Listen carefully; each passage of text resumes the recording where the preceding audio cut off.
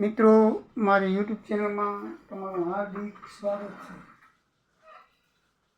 આજે આપણે cost accounting 2માં unit 3 job અને બેઝ પડતરમાં જોઈએ તો ઉદાહરણ નંબર 7 મોસ્ટ ઇમ્પોર્ટન્ટ છે અને પરીક્ષામાં અત્યાર સુધીમાં લગભગ 6 વખત પૂછી ગયું છે, એટલે આપણે એ કરશું, બરાબર ને। છેલ્લે 2018માં પૂછાણું છે, કદાચ 25માં પૂછાઈ જાય તો આપણું કામ થઈ જાય। દરેક બેચની પડતર નફો દર્શાવતું પત્રક નીચે બનાવવામાં આવેલું છે। રકમ મુજબ મિત્રો આપણે સૌથી પહેલાં 3 ગણતરી કરવી પડે। એક છે કામદાર કલાક દીઠ શિરોપરી ખર્ચ, કે દાખલાની અંદર આ 12,000, 9,000 ને 15,000 જે છે એ પરોક્ષ ખર્ચ આપી દીધા છે। એના ઉપરથી શિરોપરી ખર્ચ કેવી રીતે શોધાય? તો કુલ કામદારના કલાક આપણને આપી દીધા દાખલામાં, આ બેનો ભાગાકાર કરો એટલે શિરોપરી ખર્ચ આવી જાય। એકદમ ઇઝી અને સરળ છે। શિરોપરી ખર્ચ શોધવો હોય તો આપણને શું કરવું પડે? પરોક્ષ ખર્ચને કુલ કામદારના વડે ભાગવું પડે। પરોક્ષ ખર્ચને કુલ કામદાર વડે ભાગવું પડે તો શું આવી જાય? આપણને શિરોપરી ખર્ચ આવી જાય, બરાબર છે। તો જાન્યુઆરીનો શિરોપરી ખર્ચ 3 રૂપિયા, 2 રૂપિયા અને 3 રૂપિયા। તો એના ઉપરથી પરોક્ષ ખર્ચ આપણે શોધી શકીએ। કામદાર કલાકો ગુણ્યા શિરોપરી ખર્ચનો દર। તો કામદાર કલાકો આપણને દાખલાની અંદર 1250, 1500 ને 1000 આપેલા છે। એને તમે શિરોપરી ખર્ચનો દર આવ્યો 3, 2, 3, 3, 2, 3 વડે ગુણી નાખો એટલે શિરોપરી ખર્ચ આવશે 3750, 3000 અને 3000। આ બંને દાખલામાં આપેલા છે। શિરોપરી ખર્ચ નહીં આપેલો હોય, શિરોપરી ખર્ચ આપણે મિત્રો શોધવાનો આવશે। શિરોપરી ખર્ચ શું છે? શોધવાનો આવશે। કેવી રીતે શોધ્યો આપણે શિરોપરી ખર્ચ? તો 12,000, 9,000 ને 15,000 જાન્યુઆરી, ફેબ્રુઆરી, માર્ચના આપણને પરોક્ષ ખર્ચ આપેલા છે। પરોક્ષ ખર્ચાને આપણે કામદાર દીઠ કલાક વડે ભાગો એટલે તમને શું આવશે? શિરોપરી ખર્ચ આવશે। અને શિરોપરી ખર્ચ છે એને કામદાર કલાકો ગુણ્યા શિરોપરી ખર્ચ કરો એટલે તમારો બેચ દીઠ પરોક્ષ ખર્ચ આવશે। બેચ દીઠ શું આવશે? પરોક્ષ ખર્ચ, બરાબર છે। સૌથી પહેલાં કામદાર કલાક દીઠ શિરોપરી ખર્ચ આપણે શોધી લીધો 3, 2, 3 અને એ શિરોપરી ખર્ચને આપણે પરોક્ષ ખર્ચ શોધવા માટે જે દાખલાની અંદર આપેલા છે, શું આપેલા છે? કામદાર કલાકો, બેચનો ઉત્પાદક એકમો આપેલા છે 1250, 1500, 1000, એને ભાવ વડે ગુણી આ જે છે 1250, 1500 ને 1000 એ બેચનું ઉત્પાદન છે। એ શું છે? બેચનું ઉત્પાદન છે। એ ઉત્પાદન વડે ગુણી નાખો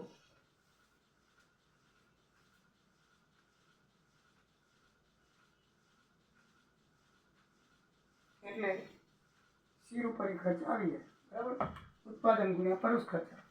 તો 12 આ ઉત્પાદન છે, ઉત્પાદન એકમ છે, એ 3 વડે પરોક્ષ ખર્ચ આવી જાય। બાકી 6250, 9,000, 5,000, 2500, 3,000 અને 2,000 દાખલાની અંદર આપેલા જ છે। ત્રણેયનો ટોટલ મારો તો 12,500, 15,500 ને 10,000 કુલ પડતર આવી। કુલ પડતરને કુલ એકમો વડે ભાગી નાખો। ઉપરના એકમો છે દાખલાની અંદર આપેલા છે, દરેકની કુલ પડતર છે અને એકમો વડે ભાગી નાખો તો આપણને એકમ દીઠ કુલ પડતર મળશે। 12,500 ભાગ્યા 1250 એકમો 10 રૂપિયા મળી, 15,000 ભાગ્યા 1500 એકમો એટલે 10 રૂપિયા મળી, અને 1000 ભાગ્યા 1000 તો 10 રૂપિયા મળી। આમ કુલ પડતર 10 રૂપિયા મળી। દાખલાની અંદર વેચાણ 15 રૂપિયા આપેલું છે અને પડતર આપણને 10 રૂપિયા મળી તો 5 રૂપિયા નફો થયો મિત્રો। કેટલો થયો? 5 રૂપિયા નફો થયો।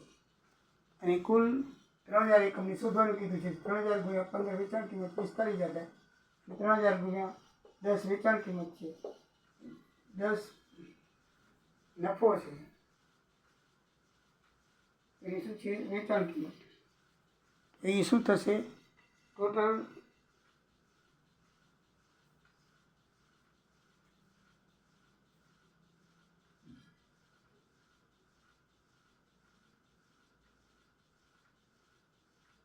$45,000 વેચાણ કિંમત આવી, 30,000 બાદ કુલ પડતર આવી તો એને બાદ કરી તો નફો આવી જાય. કુલ પડતર કેટલી આવી? 10 રૂપિયા લખ્યું છે એટલે એકમ દીઠ 10 રૂપિયા. કેટલા લખ્યા છે? એકમ દીઠ 10 રૂપિયા. એટલે કુલ પડતર આપણે 30,000 આવી. એમાંથી 45માંથી 30 બાદ 15,000 નફો થયો. આ છે મિત્રો વેચાણ મૂલ્ય 15 કિલો અને છે આ પડતર મૂલ્ય. આ 15 રૂપિયા વેચાય અને 10 રૂપિયા વેચાય તો બેનું જે તફાવત છે એ 15,000 રૂપિયા આપી જાય. બરાબર છે. તો આ રીતે આ દાખલો થશે. એકદમ ઇઝી અને સરળ છે, એમાં કાંઈ કરવાનું છે નહીં. પછી બીજો દાખલો છે બેજ પડતરનો. એ છેલ્લો દાખલો છે, સ્વાધ્યાયનો 26મો દાખલો. પરીક્ષામાં પૂછાઈ ગયેલો છે 2023માં. 5 વર્ષ પછી 2 વર્ષ પછી પૂછી શકાય. એકદમ ઇઝી ને સરળ દાખલો છે. એની અંદર બેચનું ઉત્પાદન 5,000 આપી દીધેલું છે. એકનું 5,000 5,000 5,000 ત્રણેય દીધું. માલ સામાન પણ સરખો છે 15,000 15,000 15,000. મજૂરી પણ સરખી છે 10,000 10,000 10,000. પરોક્ષ ખર્ચા આપણે શોધવાના છે. તો 5,000 કલાકો છે. કેટલા કલાકો છે? 5,000 ગુણ્યા 10 છે 50,000 કરી નાખો. 5,000 કલાકો આપેલા છે. ઉત્પાદન દીઠ એકમ એટલે આ 5,000 કલાકો. 5,000 કલાકો આપેલા છે. 10 આપેલો છે ગુણી નાખો કલાક દીઠ ખર્ચ. બરાબર છે. તો 50,000 રૂપિયા શું આવ્યું? પરોક્ષ ખર્ચ આવ્યા. આમાં કેમ પરોક્ષ ખર્ચ આપે છે? 1250 1500 1000 એકમો છે. એકમો જે ઉત્પાદન એકમો કહેવાય. તો આ જે છે એને એકમો છે એ તમે ખર્ચ વડે ગુણી નાખો પરોક્ષ ખર્ચ. આમાં પરોક્ષ ખર્ચ શોધવાનો નથી, દાખલામાં આપી દીધો છે. અને 5,000 ઉત્પાદન એકમો છે. શું છે? કલાકો ઉત્પાદન એકમો છે. આ ઉત્પાદન એકમો, આ ઉત્પાદન એકમ છે. એક માસનું 10 એટલે પરોક્ષ ખર્ચ કેટલો આવ્યો? 50,000 રૂપિયા આવ્યો. દરેકમાં સરખો જ આવશે. એકનું શોધીએ તો ચાલે. ત્રણનું ટોટલ સરખો આવશે 75 ને 75,000 રૂપિયા. એટલે કુલ પડતર થાય 22,000 2,25,000. તો 2,25,000 ભાગ્યા કુલ એકમો, કુલ પડતર ભાગ્યા કુલ એકમો, તો 15 રૂપિયા એનો એકમ દીઠ પડતર આવે મિત્રો. બરાબર છે. તો આ રીતે એ દાખલો છે. બીજું કાંઈ આપણે આમાં શોધવાનું છે નહીં. તો દાખલા નંબર જે ઉદાહરણ નંબર પૂછ્યું છે, તો ઉદાહરણ નંબર 1ની રકમ છે આ પ્રમાણે છે 7ની. બરાબર છે મિત્રો. ઉદાહરણ નંબર 7ની રકમ આ પ્રમાણે છે. દાખલામાં જોઈ શકો છો અહીંયા આ પ્રમાણે. ઉદાહરણ નંબર 7. ઉદાહરણ નંબર 7ની રકમ આ પ્રમાણે છે. દાખલાની અંદર તમે જોઈ શકો છો. જો કેટલી વખત પૂછવાનો છે? 7 વખત. વારંવાર આ દાખલો પૂછાયેલો છે એટલે કરાવ્યો છે. બરાબર છે. એવી રીતે બીજા દાખલાની રકમ છે જે તમને બેજ પડતરનો દીધો છે. તો બેજ પડતરના દાખલાની રકમ પાન નંબર 285 ઉપર છે. એકદમ ને સીધું ને સરળ દાખલાની રકમ છે. આ રીતે છે. દાખલા નંબર 26. જવાબ શીખે આપેલું છે. જો મિત્રો આ રીતે એની રકમ છે બંને દાખલાની.